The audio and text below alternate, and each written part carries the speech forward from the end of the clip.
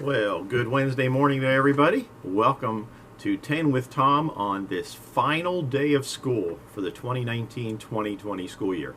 A year that certainly has been the most memorable for everybody involved. Congratulations, you guys have made it. It hasn't been easy.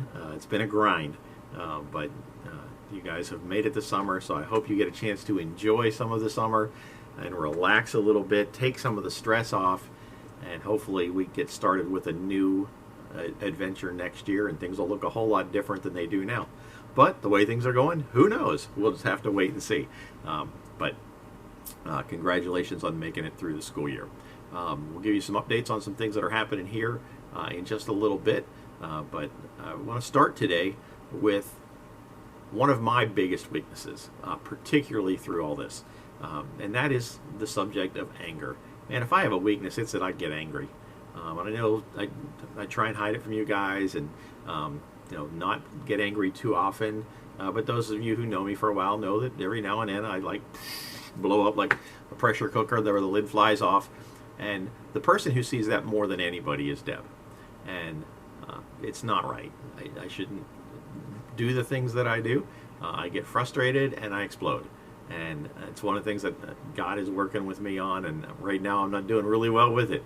And so it's something I got to work on every day. And I'm sure there's others that have anger issues, and we don't want to get angry, and yet things frustrate us, and we don't know how to deal with them, and so we just lash out. And so today's devotion is on anger. And the basics of today's devotion are that God's Word warns us against the foolishness and the futility of anger. And it's a warning that we all need to take seriously because it has a major effect on our lives. Ephesians chapter 4, verses 26 and 27 say, "When you are angry, do not sin, and be sure to stop being angry before the end of the day. Do not give the devil a way to defeat you." Great advice. Get it out before the end of the day so that you can rest at night knowing that it's done. God, forgive me, help me to be better tomorrow, and just take that away. Because when you go to bed angry, you don't sleep well. It affects how you feel the next morning. And, all that anger inside of us actually hurts our body. It affects us in ways that can damage us. Now, there's no question that the frustrations of everyday life sometimes do get the better of us.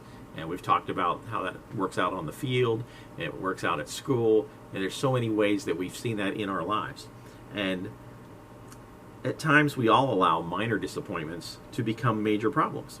And so when we allow ourselves to get overly irritated about something, and about the ups and downs of life, we often get overstressed, we get overheated, we get over anxious, and sometimes we just get plain old angry. Right? And when we allow ourselves to become angry, we are certain to defeat at least one person in our anger. And that person is us. We do the most damage to ourselves when we allow anger to control us. When you allow the minor frustrations of your life to hijack your emotions, you do harm to yourself and often to the people that you love the most, your family.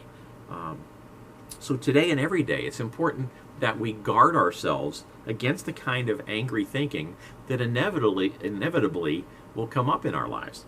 And they will take a toll on our emotions and our relationships if we allow anger to rule us. Now, there's an old saying that says, anger usually improves nothing but the arch of a cat's back. So don't allow feelings of anger or frustration to rule your life, or for that matter, your day. We've got to learn to let go and give those over to God. Our life is simply too short to just be angry all the time. And we deserve much better treatment than that from ourselves. Now, we want to look at a couple other scriptures this morning. James chapter 1, verse 19 says that everyone should be quick to listen, slow to speak, and slow to become angry. For man's anger does not bring about the righteous life that God desires. Man, when I'm angry, I'm as far away from God as I'm ever going to be.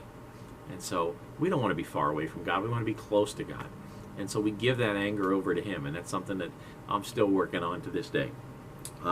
Proverbs 29:11 says that a fool gives full vent to his anger, but a wise man keeps himself under control. Wise words from Proverbs, and there's so many wise words in that book of Proverbs. Billy Graham once said that anger breeds remorse in the heart, discord in the home, bitterness in the community, and confusion in the state. Boy, Billy Graham had a lot of wisdom as well. Max Lucado, another author, says, anger is the noise of the soul, the unseen irritant of the heart, and the restless invader of silence. So, here's a little tip for today. If you think you're about to explode in anger, don't. Instead of striking back at someone, it's usually better to slow down, catch your breath, consider your options, and if you have to, just walk away. It's better to walk away and keep on walking than to blurt out angry words that can't be unblurted. Oh, that's powerful stuff. Don't blurt out things that can't be unblurted. And sometimes it's not even something that we say with our mouth. Sometimes we post things in anger and let those out there, and then the whole world sees it, and once they're out there, we can't get rid of them. We might delete the post, but somebody might have already seen it. We can't get that back. And so we need to be careful. And a great piece of advice that somebody gave me one time is, when you're really, really angry and you want to express it, sit down and write a letter. Read it over, get that satisfaction out, be done with it, and let it go. But if you do it, if you're not a letter writer, you write up an email, but don't put any name in the send to, because if you accidentally send it, you can't get it back. All right, so you can express those things. Express them to God in prayer, because God knows that we get angry sometimes, and I'm sure God's been angry a few times. So give those over to God. He'll listen to you. And so don't take your anger out on somebody else, especially somebody who loves you. So hope that helps today. It's something that I need to keep working on, and I hope you guys encourage me as I continue on that, and I hope to encourage you along the way in that battle as well. So that's our lesson for today. We have a question for Family Feud, and I will tell you right now that it's very likely that this could be the final question of this round, because we're getting very, very close to a winner, and it most likely is going to happen today. So our question for today is, name a reason that someone might whistle. Name a reason that someone might whistle. And so you can answer that on our Facebook page today, and when we get to a winner, we'll do another lightning round and for fast money, and then we'll go back and play another game, and we'll get back on our regular format for the next game, so you can look forward to that as well. So that's what's going on. Another update, want to let everybody know that we want you to continue to be praying for us as we make decisions. We're moving in some directions, and hopefully we're getting closer to being able to see everybody again, so want to let you know about that. A reminder that Bible study will take place in person on Sunday morning at 9 and 11, so we would encourage you to be a part of that.